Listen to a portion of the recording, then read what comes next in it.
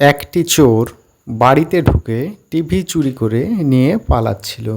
সেই সময় হঠাৎ একটি বাচ্চার শব্দ সে শুনতে পেল এবং থেমে গেল। বাচ্চাটি বলছিল, চাচা, আমার জন্মদিনে এই টিভিতে কার্টুন দেখি আমি।